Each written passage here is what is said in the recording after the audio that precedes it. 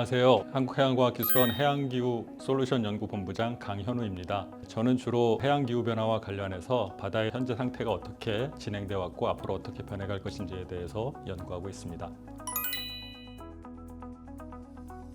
현재의 해양기후 변화는 온난화, 상성화, 저산소화, 그리고 해수면 상승이 대표적인 변화 양상이라고 볼 수 있습니다. 2011년에서 2020년 사이의 평균 바다의 표층 수온은 산업혁명 이전인 1850년에서 1900년 평균보다 약 0.9도씨 상승하였으며 이 중 3분의 2인 0.6도씨가 1980년 이후에 상승한 것으로 되어 있습니다. 최근 들어서 더욱 가파르게 수온이 상승하고 있음을 알 수 있습니다. 또한 바다는 이산화탄소가 바닷물에 녹게 되면 탄산칼슘이 적어지게 되고 폐류와 산호 등의 딱딱한 껍질이나 골격이 약해지고 또는 없어지게 됩니다. 한편 산소는 생물이 생존하는 데 필수적인 매우 중요한 요소입니다. 전 지구적으로 2010년대에는 1960년대에 비교해서 약 2%의 산소가 없어졌다고 합니다. 1901년 이후 2018년까지 전 지구 평균 해수면은 약 20cm 정도미터 상승했습니다. 최근 들어 그 상승률은 점점 더 커지고 있는데요. 이에 더해서 해양 열파라고도 불리는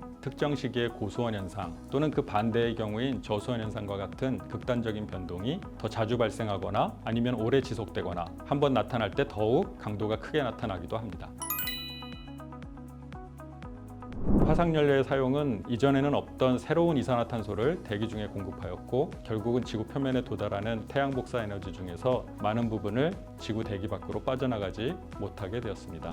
즉 산업혁명 이전에 복사 평형이 깨졌기 때문인데요. 문제는 지금도 여전히 대기 중의 이산화탄소 농도가 계속해서 증가하고 있다는 것입니다.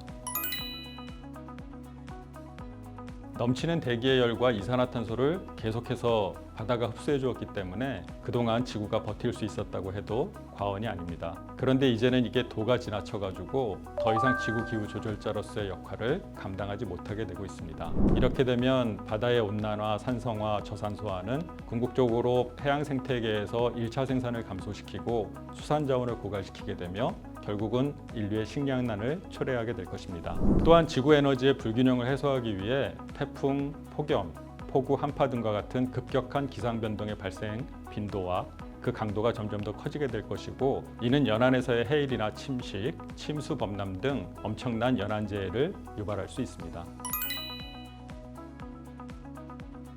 미래의 기후변화는 우리가 온실기체를 얼마나 줄일 수 있는가에 달려 있습니다. 우리가 탄소 중립을 달성하지 못하고 지금과 같은 추세로 계속 개발만 요구한다면 해양의 온난화, 산성화, 저산소화 및 해수면 상승은 더욱 가속될 것입니다. 2100년대의 전지구 평균 해면 수온은 현재보다 2도 내지 4도 정도 상승할 것으로 전망하며 고수온 현상인 해양 열파의 발생 빈도는 무려 8배나 증가할 것으로 전망하고 있습니다.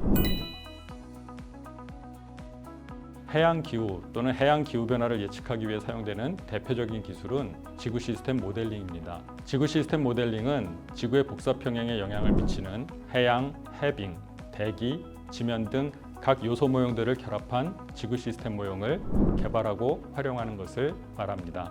에너지와 물질이 각 요소 모형 간의 상호작용을 통해서 교환되게 되는데 이에 따라 해류와 바람과 같은 물리적인 운동, 기온이나 수온과 같은 상태 변화, 탄소 및 산소 농도와 같은 생지화학적 변수와 그를 이용하는 육상 식생 및 수중 생태계 등이 시간에 따라 바뀌는 그런 역학방정식을 수학적으로 기술하고 이를 슈퍼컴퓨터를 활용하여 풀어내는 기술입니다. 이 외에도 통계 예측 기술과 요즘 각광을 받고 있는 기계학습 기반의 인공지능 기술도 많이 활용되고 있습니다.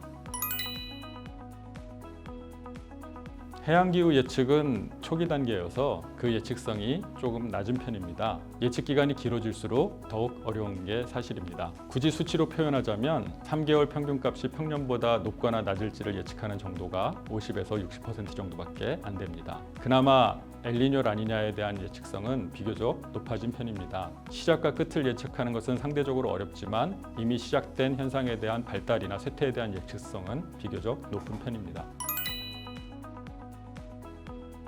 해양에 대한 모니터링이 지속적으로 돼야 하는데 바다라는 환경이 아시다시피 상대적으로 접근하기 매우 어렵습니다. 더욱이 최근에는 인위적 요인에 따른 기후변화가 가속화되고 있기 때문에 지속적인 해양기후 모니터링과 이에 대한 분석, 예측 연구가 필요합니다.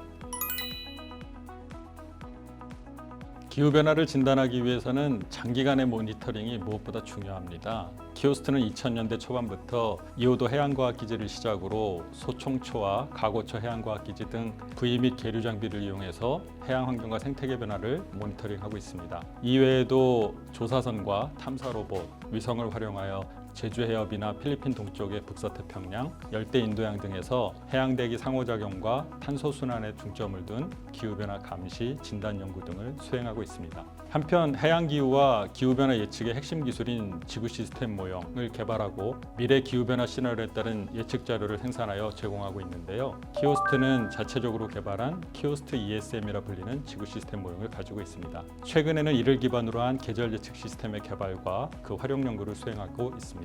또한 전지구적 변화와 한반도 주변 해역의 상세 변화를 동시에 고려할 수 있는 다양한 예측 기술 개발 연구를 수행 중입니다. 이런 기후변화 감시 예측 기술에서 더 나아가서 즉 기후변화가 해양 환경 및 생태계에 미치는 영향이나 취약성 평가 연구 등과 같은 것들을 수행하고 있으며 또한 탄소 제거 기술 중에 하나인 CO2 해양 지중 저장 기술 개발 및 위험성 평가 연구 등을 수행하고 있습니다.